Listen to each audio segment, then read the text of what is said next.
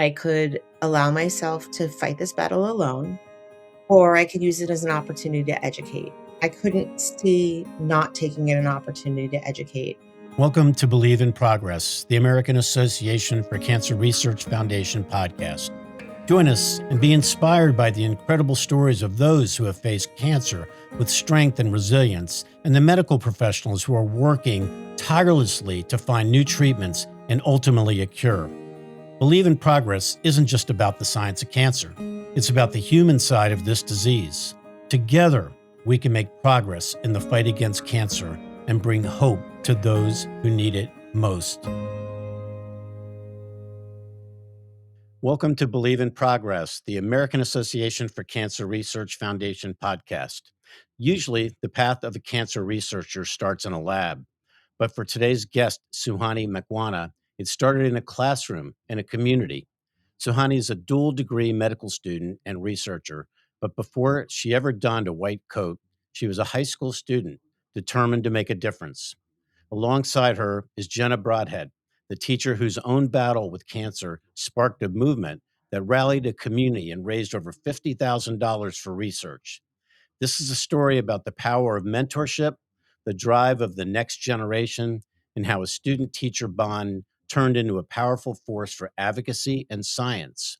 We'll discuss how advocacy fuels funding, the importance of early research exposure, and how personal stories drive professional passion.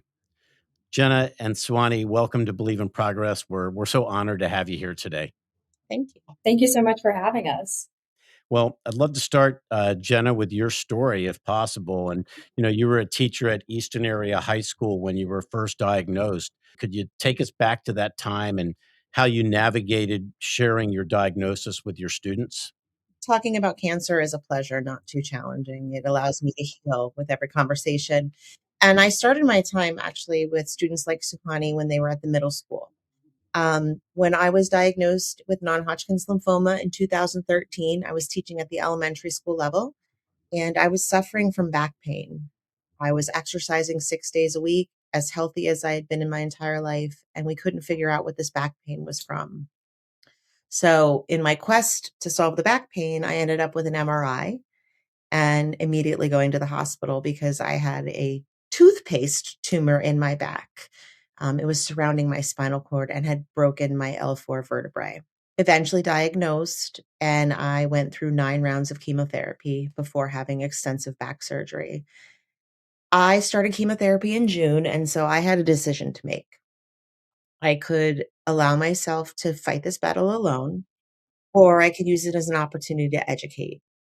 And I couldn't see not taking it an opportunity to educate. I worked through my chemotherapy. I was very honest with my students, my colleagues, and their parents. And it just kind of snowballed into this drive to make sure that my students weren't afraid to listen to or talk about cancer, because in their lifetimes, they are going to be confronted with someone, whether it be close or extended family, that has cancer. And I didn't want it to be scary for them. And Jenna, these are middle school students at the time? Well, I started when I was diagnosed, I was with elementary school, and our advocacy work started when they were in middle school. So I've known Suani since she was just a little nugget. And you guys are from the Easton area, is that correct? Mm-hmm. Mm-hmm. Okay. And Suani, when you were a student at this time, and when you first learned about this diagnosis, well, and not only you, but even your classmates, what were your reactions to this? Honestly, that day was it was just a crazy day. I was in 6th grade, and as you can imagine, it was so frightening, beyond frightening, because it was my first day ever going to middle school. There's hundreds of kids in this building, and the first room that I walked in was my very first class, and the very first person that I saw and I spoke to was Mrs. Brodhead. And at that age, it kind of helped me understand that you don't really have the language for cancer. You're not at the age where you can understand like the biological impacts it has on a person, but you kind of notice like the absence, the fatigue, shifts in energy. You see what that person's going through. And it kind of taught me, like, you're 12 years old. You see that the illness affecting the person. You don't see what it's doing to the individual. You kind of see how the community is going through it. You see how they're changing and how their absence is kind of shifting onto you. So being around her and kind of like seeing her strength and everything that she was going through, it was very different for me to process because I didn't really know what cancer was. Like I wasn't understanding the healthcare side of it, what her body was going through. So it was definitely like a very different take of when I first understood everything. And Jenna, was it non-Hodgkin's lymphoma B cell or was it non-Hodgkin's lymphoma? I ask you that because my brother is a non-Hodgkin's lymphoma B cell cancer survivor. Your brother and I play for the same team. And did you utilize Rituxant? I did. I was on the RTROP treatment plan. Same as my brother. And just a small little side note, one of the trustees that worked with me here at ACR was one of the original scientists to help make that a real drug, which in essence saved both of your lives. So it's pretty cool. Let's talk a little bit about the campaign, Suani. How did that work? I mean, honestly, the campaign, like when I look back at it now, it feels like it was ages ago and like kind of a blur.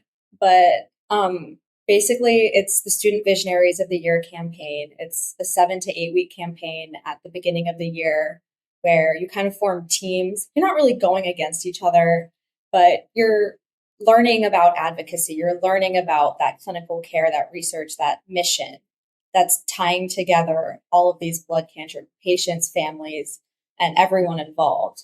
You're kind of creating a community where you're learning how to advocate, how to reach out to people, how to fundraise, and kind of build something bigger than yourself. For me, it started, I think, 2023. So I was still a junior in high school, and it was the second year of our team, our communities campaign. And our team was, of course, Brodhead's Heroes for the Easton Hero Squad. And I remember that year, Brodhead had actually, I think, emailed me. She's like, "You have to do this. Like, we need you to do this year." And at that point, I didn't really know what it was too much. So I kind of just like jumped in. And it was so eye-opening. I have never experienced anything like it in my life. Give me an example why it was so eye-opening. It kind of helped me realize that there was so much more to funding and research. Like all of these teams are raising money to hopefully try and fund new clinical treatments, new pathways for patients, new drugs, kind of raise money for that. But it showed that advocacy is kind of just a path that goes into the funding for research and clinical care. Right. So being able to raise that money made me feel like I was also a part of the solution, like the direct solution. And Jenna, seeing your students in action like this, how did it make you feel? So I couldn't do what I do on a daily basis without students like Suani. They fuel my fire to just continue the mission. And they have developed this legacy team that year after year, they keep funding and fighting and fundraising. And it's not about the dollars. There's 2 awards that are given out. One is the Student Visionaries of the Year, and the other one is the Mission Award. And the Mission Award is for sharing the mission and sharing the reason why we're fundraising. I am so honored that 3 years in a row our team has won that award, and I've always told the students that it's always about that Mission Award. It's as many people as you can get to and talk to and educate, and the way they talk about changing the world is a gift a teacher dreams of receiving. And the Mission Award, this is done by the school? This is done by an organization that raises money for fighting blood cancer. What was your goal when you first went after this? So the year that I was a candidate was the second year that Broadhead's Heroes kind of did the campaign. The first year we're kind of figuring everything out. And my year, we did set a goal. We were like, our goal is to raise $50,000 because when you raise $50,000, you are awarded a $50,000 research grant towards the blood cancer or towards the cancer of your choice. So our goal was like, this year we are going to hit that $50,000. We're going to get the research grant and we're going to make an impact. So it all came together kind of like that. In order to like kind of like push for our team to be like, this is our goal. We can do this. And tell me how you actually got the $50,000. Is it calling people up? Is it sending letters out? Are you doing bake sales? Give me some examples of how you raise the money. Honestly, all of the above. That the months prior and then the 7 weeks during. So the months prior, you kind of just start, you're like, okay, we're planning out what we're going to do. We sent millions of emails, so many emails, so many letters we mailed to companies, businesses, local businesses. We'd call so many people, even across the entire country. Because once the campaign begins, your account's open and you can start fundraising that money. So once that campaign began, we started doing blood drives, we started doing bake sales, we started doing fundraisers through the school, fundraisers not through the school. And at the same time, at the time, the Leukemia and Lymphoma Society would hold challenges as well. So one of these challenges was the 50 States Challenge, which drove me crazy. You had to get one donation from each of the 50 states in the country. And why did that drive you crazy? We got all of the difficult states. We got almost every state. I think we had one left by the time it ended. And it was like Texas. It was a state where like, come on, somebody has to know somebody from Texas to get $1, 1 cent. And it got to the point where we started calling like dental clinics or like bakeries from Texas. And be like, hi, like we're doing this right now, and we'd love if you'd be able to donate $1 to our campaign. But it was like little things like that kind of helped build up kind of how we were fundraising, and event after event after event, we were kind of getting closer and closer to our goal. Each of those contacts and phone calls is also an opportunity to share with somebody the reason why they were raising money, why cancer research was so important. So it wasn't about the dollar. It wasn't about the phone call. It was about the stretch of advocacy work. You're spot on. It's always about the mission and what's most important. And Jenna, do you get involved in these activities as well with the students? Yes, I really let them drive the ship. But I do take the panic phone calls in the middle of the day. Oh my God, I need you. Brodhead, answer your phone, answer your phone, answer your phone. It really is an opportunity for me to coach them through their own leadership growth and the self-doubt that comes with leadership. And the reward is where Suani and I sit right now. We don't have to continue this relationship, but I can't see us not, because the bond that we've made is just phenomenal. So I'm there. I try to take a back seat, but I'm there when I need to be.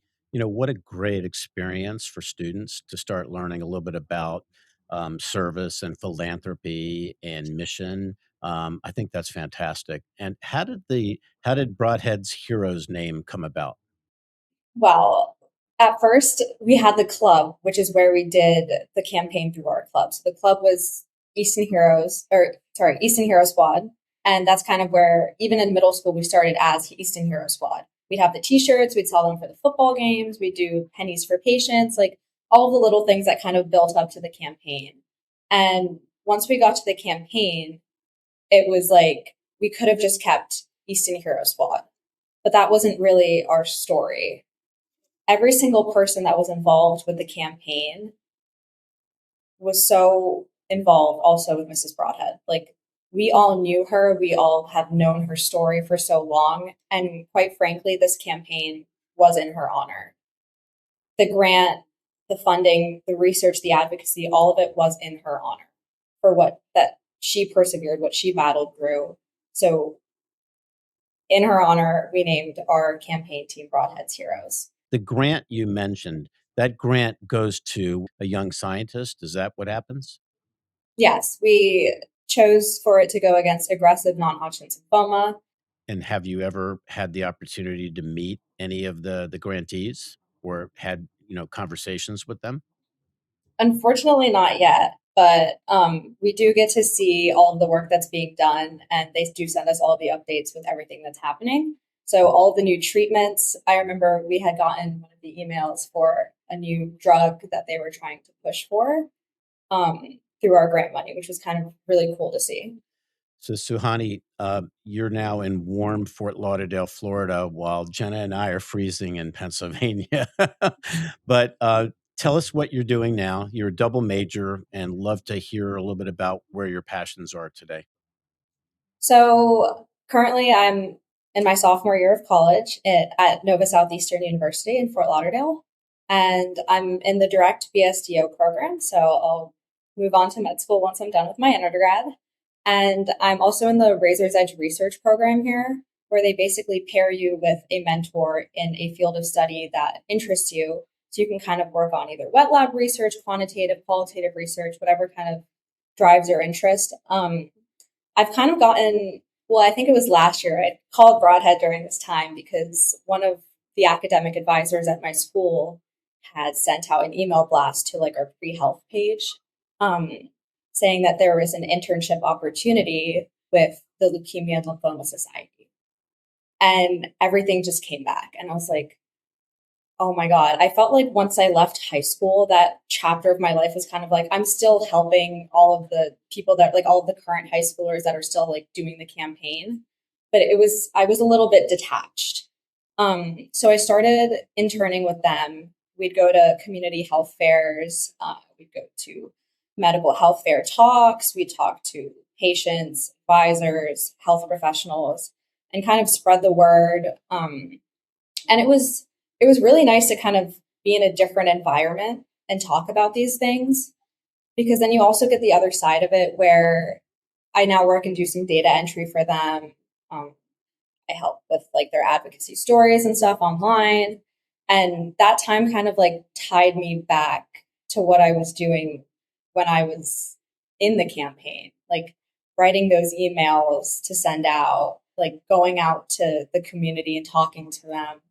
And it felt just like a big continuation of being back doing things that I thoroughly enjoy. You wrote about the need to translate complex scientific concepts without sacrificing accuracy.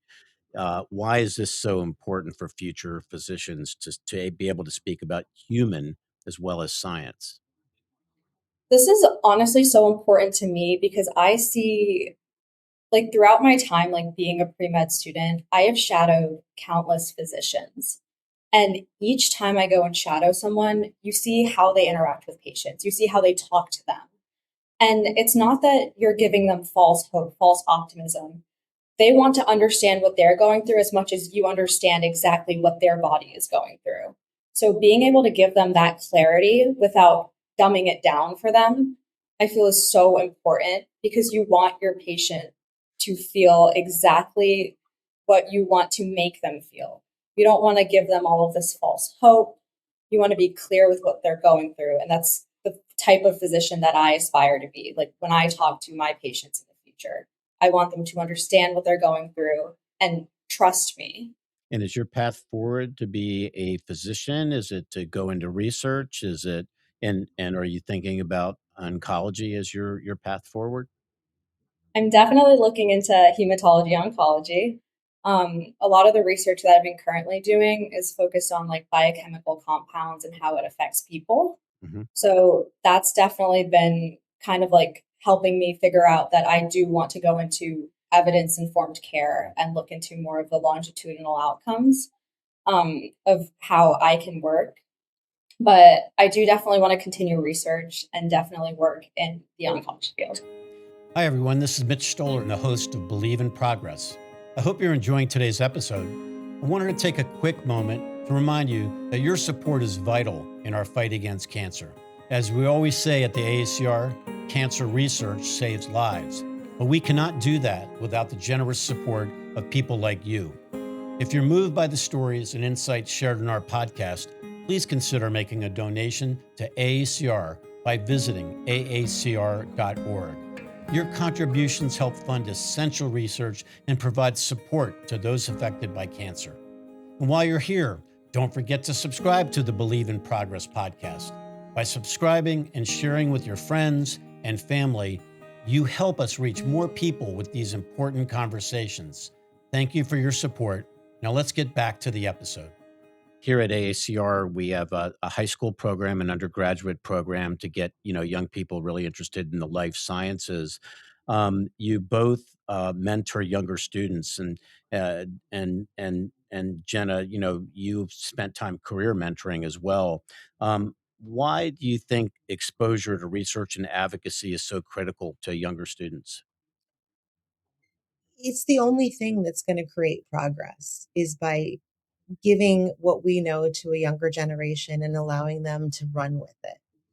Um, they just they don't need to see cancer as what you see in the movies or all the horror stories you hear. And by making it something that they can relate to, I have numerous students just like Suhani that are changing the world in so many different ways. And it's allowed me to also change the world for some of my students who are battling their own blood cancer related cancer.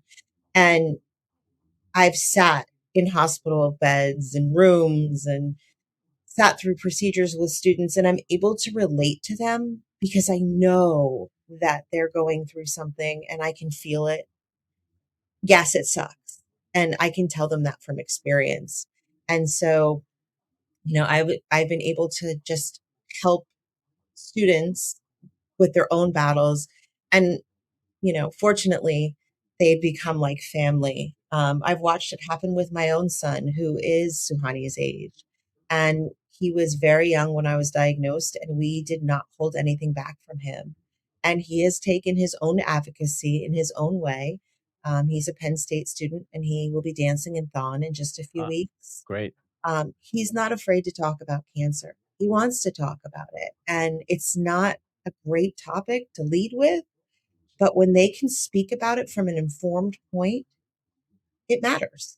Just thinking about this, not only is a support system critically important for cancer patients, how did that affect you? I mean, obviously it affected you positively, but could you talk a little bit about that? I think it was the best medication that could have been prescribed to me, with the best side effects possible. And, we talk about cancer in terms of active treatment, but there's a lifetime that follows. And so having this extended family allows me to continue to receive support. And it allows them to say, hey, I don't know what to do. I just found out this person was diagnosed. And my advice is always they don't need to do it alone. Be a friend, don't walk away. And so every day it's the best medication I receive is having this extended family and hearing what students like Suhani are doing at the college level and knowing that we're in good hands. Absolutely. And Suhani, tell me a little bit about your interest in lifestyle medicine and how you see prevention and holistic care fitting into the future of oncology. So recently, I've been working more with the Kellen Foundation. They work a lot more in every aspect of lifestyle medicine, like treating your body as a whole, which I wanted to work so much more with them, especially last summer, because I'm in the osteopathic medicine program here at my school, which obviously deals more with like holistic causes and holistic treatments. So working with the Callan Foundation was very eye-opening in the sense that it wasn't that cancer is like a one-way path for treatments. There's so many avenues that you can take for your own health. It was the sense that you can take a ketogenic diet, a plant-based diet, a vegetarian diet, a vegan diet, gluten-free. All of these are impacting your body in such a different way that you get to see how much your own body is capable of in progressing your health. There have been countless stories of patients that have started a clinical trial for 3 months and have worked on simply a plant-based diet or a ketogenic diet. And it completely like revamped their system. It rebooted them. And they went back to the doctor, and their doctor would be like, what medication have you been taking? And they're like, I just changed my diet. And it was so simple, but so impactful in their health. That's pretty awesome. So as you're thinking about your future career as a physician scientist, what's your dream for the future of cancer care? Well, obviously that's going to be part of it, but is there more to it? If honestly, there's one thing that I've learned throughout the past decade, it's the progress that cancer has seen doesn't belong to like one specific doctor, one lab, one researcher, one patient. It's so widespread. And I want the communities that kind of, I feel like it's completely rooted in the communities. Like our Broadheads Heroes community has raised almost $500,000 in the past 6 years. And when I see the number, it just doesn't feel real to me. So for me, it's the community. Engaging the community that refuses to disengage is so important in cancer care because they can work towards advocacy, they can work towards clinical care, they can have an impact in research, and it kind of just brings everything together. Jenna, from your perspective as a patient, um, what's the one thing you would have wished researchers and medical students understood better about the lived experience of cancer? It's a tough one because everybody's journey is different and everybody has different side effects they deal with every day. For me, I will live with lifelong back pain because of the tumor breaking my spine. I think one of the things I appreciated most about my own hematologist oncologist was the concern and care where she was able to weave in the emotional side of cancer, waking up and feeling like it's the end of the world with the clinical care. Um, it was okay to have feelings. It was good to have feelings. It still is good to have feelings, and it's good to be open about them. So, one of the things that really I am, I do still see a lot of doctors for a lot of, cancer related side effects, but I choose doctors who listen. I won't stick with a doctor who fills out a sheet and checks boxes. That's not providing me with what I need for lifelong care. I am very committed to finding doctors who treat the whole person, who understand that by giving up gluten, I'm going to help inflammation be less in my body and support me through that. It's really important to really vet who you're bringing into your medical team. Good advice. So, Jenna, what are you most proud of when you look at Suhani and the students involved in these efforts over the years? Suhani talks about her future like she's known what she was going to do forever. And I'm most proud of my students for including me in their process, figuring it out. Suhani's mom and I laugh about Suhani came and spent a day with me at school, and we spent the day figuring out her future. The entire whiteboard in my classroom was filled with so many opportunities and options and pros and cons. But the fact that they trust me to work through that with them is such a gift. They have so much to offer the world, and students who are in middle school and high school don't always have that self-esteem to believe that in themselves. So to listen to Suhani talk as a college student, I wish she could look at her sophomore and high school self and say, we're going to do this. We're going to get through this, and it's going to be phenomenal. And we reflect on those times. We reflect on the first day that Suhani and I met. And she was like, how am I going to deal with this person? This person is not in my comfort zone. And, you know, they just keep giving back. And when I think they're done, they do more. And it's for their own self drive. I benefit, yes, I'm humbled all the time, but they've taken on the fire in their bellies. And the best part about it, really, is just seeing their passion. That's awesome, and I'm seeing that passion here today. There's no doubt about that. Suhani, what makes you most proud of your relationship with Jenna? Honestly, she never, I've known her since I was 12. And now when I look back at myself, I thought I was so grown and big I was so little. I was in 6th grade. I was just a baby. And she treated me like I was an adult. She treated me like I deserved to know all of the things and I could understand all of the things, which gave me something that a lot of the young advocates today don't have. I feel like you don't have to wait until you feel qualified to care. Like, you don't have to wait until you're in college, you have a doctoral degree to care about something this important. Caring itself, even when you're in 6th grade, is what's going to make you qualified later in your life. Suani, I was honored when Heather told me that you had, I guess, seen a previous episode of Believe in Progress, and it kind of motivated you to write to us and send us uh, your belief in why you should be included in the podcast. Could you tell me a little bit more about that? So I had watched the episode where you had a doctor who originally worked in like AI innovation in healthcare and then kind of delved into the world of like cancer care and oncology.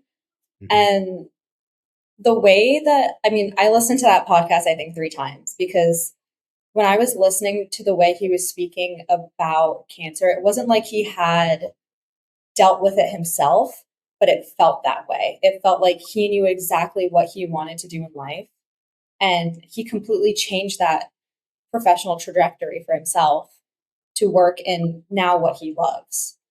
Thank you. And again, I'm very touched by the fact that you took the time to listen to the podcast, and here you both are today, and that's really fantastic. Jenna, this is a question for both you and Suhani. The title of our podcast is Believe in Progress. What does Believe in Progress mean to you, Jenna? Progress happens every day. And when you stop believing that progress can be made and quit on yourself, you put yourself in a mental place where healing becomes very difficult. So every day when I wake up, my husband says to me this all the time, it's going to be a good day. And we start fresh and we deal with what we're given. And sometimes we're tired at the end of the day. But as long as my heart stays full and I know that we're moving forward, it provides a joy that I never thought I would have from a cancer diagnosis. Suhani? For me, I feel like believe in progress is something that you just have to say out loud. You have to say to yourself that progress does not mean a cure. It means baby steps that could be so incremental into something that could turn into something amazing. I mean, for me, it was that early exposure, that early mentorship that kind of changed the trajectory of my life. But it's also that having that realistic hope that kind of acknowledges the uncertainty because you don't know what's going to happen. You don't. And there's no way that you can know until something does happen. And it's not just about raising money. It's not just about the advocacy and shaping the priorities or kind of sustaining the momentum of everything that's happening because it's literally a whirlwind.